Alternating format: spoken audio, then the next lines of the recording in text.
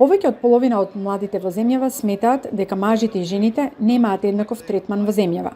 Голем дел од нив сметаат дека момчињата и девојчињата имаат еднаков пристап до образовни можности, а 1/5 од нив сметаат дека жените кои имаат деца се помалку посветени на својата професија. Ставовите во однос на родовите еднаквости, односно нееднаквости, ги детектира истражувањето спроведено пред неколку месеци, на примерок од 1200 млади лица на возраст од 15 до 29 години од страна на Националниот младински совет на Македонија во соработка со мрежата Стела. Резултатите не се за пофалба. Истражувањето покажа дека младите генерации во земјава робуваат на родови стереотипи. Пример, повеќе од половина испитаници сметаат дека физичкиот изглед, наметнат од родовите стереотипи и улоги, има влијание врз тоа како ќе бидат третирани жените или мажите. Но најмногу родови стереотипи и обедувања кај младите има по однос на политичката активност и учеството во донесувањето одлуки од страна на жените. Што друго покажа ова истражување? На прашањето на родови стереотипи стварно се воочи дека младите ги забележуваат дека ги има секаде околу нив. Од семејство, пријатели, работа, училишта, се присутни во секојдневното живење. Родовите стереотипи се однесуваат на тоа како треба да изгледаш, како треба да се однесуваш, кои карактеристики да ги имаш и слично. Особено ова го гледаат во однос на влијанието на нивните животни одлуки.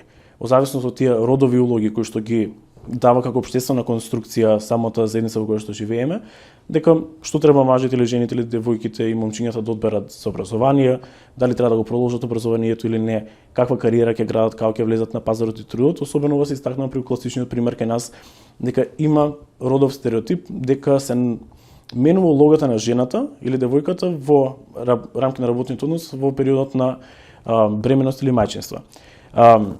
Ги гледаат тие стереотипи, ги гледаат дека се тука. Кога ги прашавме од кај мислите дека потекнува, зашто тие се на ниво на вредност. Дали се добри или не вредност, не е важно, туку се на ниво на вредност. На прво место го рангираат семејството како креатор на таквите вредности или стереотипи. На второ рангирање ги става социјалните медиуми, зашто сме свесни дека младите доста време поминуваат на социјални медиуми, дека голем дел од информациите ги добиваат од таму. Тука се надополнува со нивниот момент на критичка свест и медиумска писменост, колку знаат да ги процесираат тие информации, да ја проценат кои се точни, кои не или на што се базираат. На трето место ги стават образовните институции, она што ќе слушнат во училишта, на факултет и слично, какви се примери им се даваат и какви политики се случуваат во рамки на образовните институции. И на четврто место ги поставуваат пријателите. Секако, ставовите во однос на родовите разлики не се насекаде исти, а големо влијание врз нивното формирање имаат семејството и средината. Дефинитивно се забележуваат разлики во однос на географската определба на младите. Се забележува дека дел од средините, се уште, особено во некои средини, се забележува дека родовите стереотипи се поизразени и дека повеќе имаат влијание врз животот, со одлуките на младите како такви во однос на кариера, во однос на што треба да работат, како треба да изгледат, односно улогата која е на мажот или момчето, која е улогата на жената или девојката, така што на база на културолошки вредности, врз база на национална припадност и географска припадност се приметуваат известни разлики во однос на ова прашање. Но останува дека секој трет млад човек кажува дека има негативно влијание, односно негативни ефекти од родовите стереотипи, независност од националната или географската припадност. Младите одлично што го слушнале терминот, но дека потребна дополнителна едукација во однос на разбирање на поимот, дека родовите стереотипи се присутни и дека се предизвик за општеството и за развојот на секоја млада личност, без разлика. Зашто кога збориме за родови стереотипи, не збориме само за потешкоти кои што ги имаат жените или девојките, збориме и за другата страна на приказната, момчињата и мажите, зашто ако кај жените се гледа дискриминацијата по основ, не знам, во работен однос или слично, од друга страна може да ги видиме ефектите што ги имаат родовите стереотипи по однос на менталната благосостојба кај момчињата. Биди силен, не покажува емоции, не плаче и слично, така што дефинитивно ефектите ги има на двете страни. Не е ова борба на едните или другите, туку е стварно заеднички проблем кој што треба заеднички да се решава. Се забележува по друга страна, например, тука имаме разлика момчиња и девојчиња по однос на улогата на жената и девојката во политичките активности и во носењето на одлуки. За жал, се уште станува збор за машки свет, односно каде што носењето на одлуки и се оно што ги засега целото општество најчесто препуштено на мажите, што треба да го разгледуваме за да може да ги надминеме сите родови стереотипи и да дојдеме до родова еднаквост, треба заеднички да седнеме на маса за да може да ги одлучуваме ваквите одлуки кои што ги засегаат сите. Ако се земат предвид наодите од истражувањето, клучно прашање е како да се надминуваат во иднина родовите стереотипи за да креираме општество кое дава подеднаква шанса на сите, независно од родот. Клучни препораки кои што ги даваат младите се дека треба повеќе да се работи на вклученост на пред на младите, понатаму и на младите момчиња и девојчиња во носењето на одлуки, не само да бидат прашани или консултирани, туку да бидат вклучени. Зашто кај нас имаме тенденција најчесто да ги прашаме младите што им треба или како им треба, а не толку да ги вклучиме во целиот процес на носење одлуки, зашто на крајот одлуката ја носат возрастните. Не би требало тоа да биде така, треба да го смениме тоа во поглед на младинска вклученост. Понатаму се поставува дека треба да се дадат повеќе можности на девојките и жените во градење на своите вештини, понатаму за конкурентност и на пазарот на трудот, но и општо за конкурентност во сите општествени текови.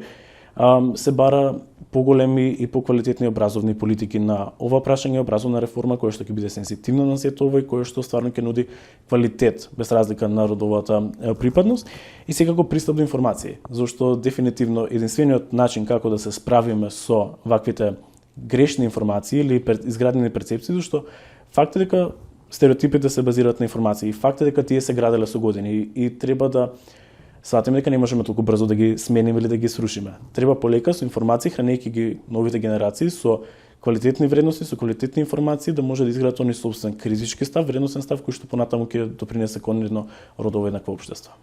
Како представник на младинскиот невладин сектор, Ивковски го прашавме кои се денес најголемите предизвици со кои се соочуваат младите. Тука се забележува една разлика во годините. Ако претходно младите приоритет им беше дека најголем предизвик им е вработувањето, сега вработувањето не има топ 1 предизвик. Топ 1 предизвик им е животниот, односно младинскиот стандард.